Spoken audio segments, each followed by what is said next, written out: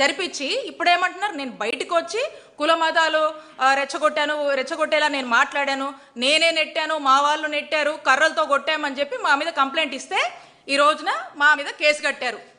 తిరిగి మా వాళ్ళే మళ్ళా అక్కడ ఈ ఇన్సిడెంట్ జరిగింది అని చెప్పి మా వాళ్ళు కంప్లైంట్ ఇస్తే దాని మీద ఇంత కూడా స్పందించలేదు, దాని మీద ఏం చేయని కూడా చేయలే. అంటే గుడికి వెళ్ళి వస్తే మా మీద కేసు కట్టారు. అంటే నేను అడుగుతా ఉన్నాను చంద్రబాబు నాయుడు గారిని, నేను గుడికి వెళ్ళి వస్తే నా మీద మా క్యాడర్ మీద కేసులు కడతారా మీరు? మరి నేను చేసిన తప్పేంటి? వెంకటేశ్వర స్వామి గుడికి వెళ్ళొద్దా? మీరు చేస్తున్నటువంటి మీకు ఇంకా మంచి బుద్ధి ప్రసాదించాలని మేము గుళ్ళోకి వెళ్ళి మొక్కొని వస్తే తప్ప మేమెక్కడ కవిచ్చాము? మేమన్నా గొడవ చేశామా? మా మానాన్ని మేము గుడికి వచ్చాము, మేము సైలెంట్గా మా పని మేము చేసుకుని వెళ్ళుకుంటే టీడీపీ గుండాల్లాగా మీ వాళ్ళు వచ్చి ఈ విధంగా చేసి మా మీద కేసు కడతారా? ఎక్కడ పోతుంది లా అండ్ ఆర్డర్? ఏమవుతుంది? నేను కుల మతాలని రెచ్చగొట్టానా? మరి ఈ విధంగా ఇప్పటికైనా ఆ కలియుగ దైవమైనటువంటి వెంకటేశ్వర స్వామి మీకు ఇప్పటికైనా మంచి బుద్ధి ప్రసాదించాలని కోరుకుంటున్నాను. మీరు వెంకటేశ్వర స్వామితో పెట్టుకుంటున్నారు, వెంకటేశ్వర స్వామి పెట్టుకుంటే ఎటుంటుందో తెలుసు కదా, ఏమవుద్దో తెలుసు కదా, అది మీకే వదిలేస్తున్నాను. కాబట్టి నేను ఒకటే చెప్తా ఉన్నాను, ఇప్పుడు కూడా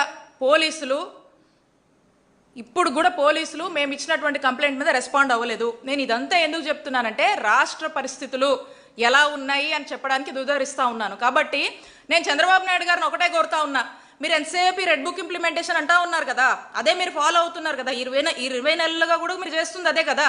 కాబట్టి మీ రెడ్ బుక్ ఇంప్లిమెంటేషన్లో భాగంగా రేపు అసెంబ్లీలు ఉన్నాయి కదా చంద్రబాబు నాయుడు గారు, రేపు అసెంబ్లీలో వైసీపీ వాళ్ళు సామాన్య ప్రజలు ఏ గుళ్లకు వెళ్ళొద్దని ఓ చట్టం చేయండి చంద్రబాబు నాయుడు గారు, ఓ చట్టం చేయండి. ఇంకా ఈ విధంగా మరి పోలీసులే దగ్గరుండి దాడుల్ని ప్రోత్సహిస్తూ దాడులు చేయిస్తూ ఈ కూటమి ప్రభుత్వం వచ్చాక అధికారులను అడ్డం పెట్టుకొని ఏ విధంగా పోలీసుల్ని ఉసిగొల్పి హింసను ప్రేరేపిస్తున్నారో రాష్ట్ర ప్రజలందరూ కూడా చూస్తూ ఉన్నారు. మరి దీని పర్యావసనమే అంబటి రాంబాబు గారి మీద దాడి, జోగి రమేష్ గారి ఇంటి మీద పెట్రోల్ బాంబులు ఏ విధంగా వేసి ఏ విధంగా అక్కడ భయభ్రాంతులకు గురి చేశారో మనమంతా కూడా చూస్తున్నాము.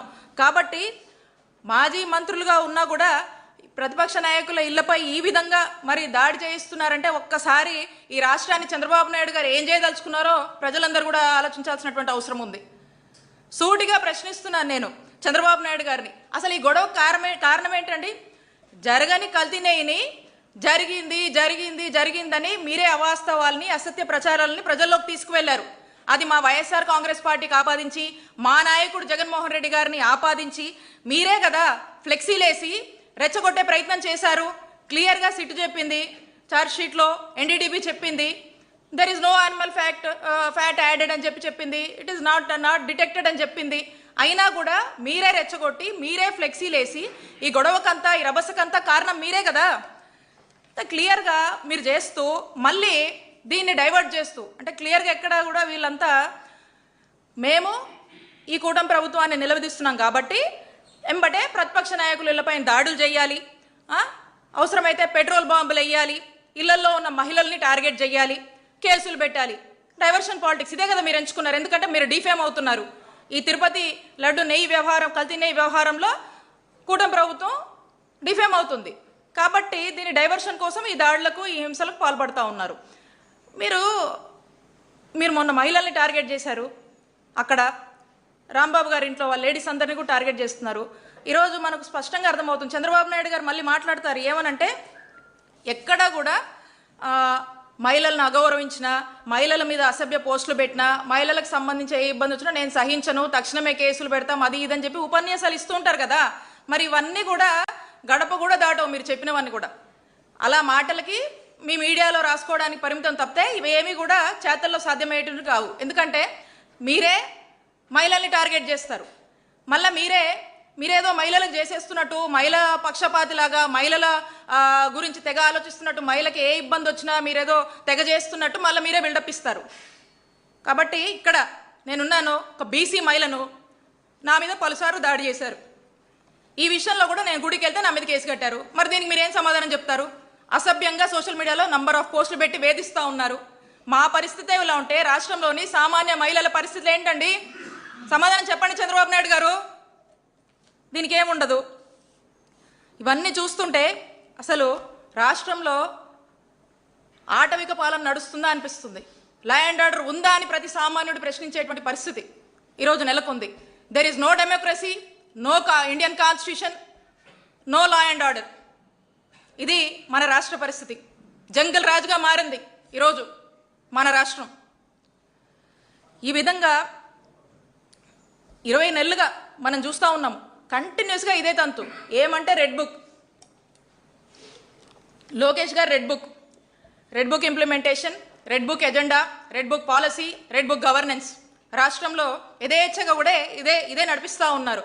అందుకే మన ఆంధ్రప్రదేశ్ రాష్ట్రంలో అంబేద్కర్ గారు రాసినటువంటి రాజ్యాంగం ఎటో పోయిందండి. దానికి తూట్లు పొడిచేశారు.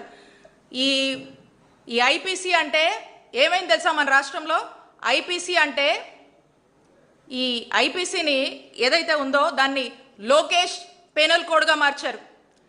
ఈ బిఎన్ఎస్ని బాబు న్యాయ సంహితగా మార్చారు ఆంధ్రప్రదేశ్ రాష్ట్రంలో. మరి ఈ విధంగా రెడ్ బుక్తో గందరగోళం చేసి రాష్ట్ర ప్రజల్ని భయభ్రాంతులకు గురి చేస్తున్నటువంటి పరిస్థితులు మనం చూస్తూ ఉన్నాము. వాస్తవంగా ప్రతిపక్షం అంటే ఏంటండి? ప్రజల పక్షం. మీ చేతగానితనాన్ని, మీ తప్పుల్ని, మీ లోపాలని ప్రతిపక్షంగా మాట్లాడే హక్కు ప్రతిపక్ష నాయకులకు ఉంది. మేము ప్రశ్నిస్తాం, మేము ప్రజల పక్షాన పోరాడతాం. ఏ వర్గానికి అన్యాయం జరిగినా వైఎస్ఆర్ కాంగ్రెస్ పార్టీ వాళ్ళకు మద్దతుగా నిలబడుతుంది. మీరు చేస్తున్న తప్పులు తప్పని అంటుంది. మీరు ప్రజల కోసము ప్రజలకు మంచి పాలన ఇవ్వాలని చెప్పేసి మేము కోరుకుంటాం. అది జరగనప్పుడు మేము ప్రశ్నిస్తాం మిమ్మల్ని.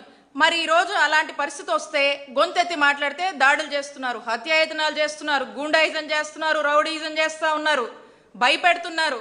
అయినా కూడా ఎవ్వరూ భయపడం ఇక్కడ. ఎందుకంటే ఈ రాష్ట్రమేమీ మీ జాగీర్ కాదు.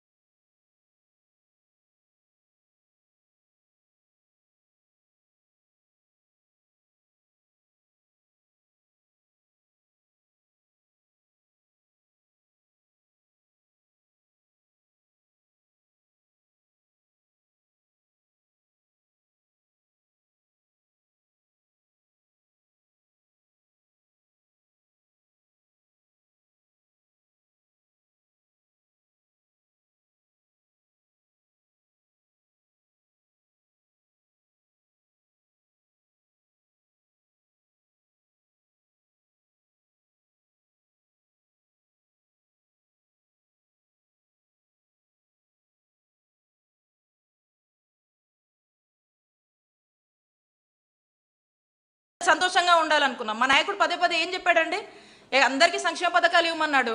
నేను ఎక్కడ పోయినా ఎవరికన్నా ఏదైనా అందట్లేదని చెప్పినా కూడా ఇమీడియట్గా ఆ డిస్ట్రిక్ట్ అడ్మినిస్ట్రేషన్ కాల్ ఫర్ చేసి ఈ పథకం ఇవ్వండి, అవి చేయండి అని ఇలా వెళ్ళాం మేము. అసలు ఇవన్నీ లేవు.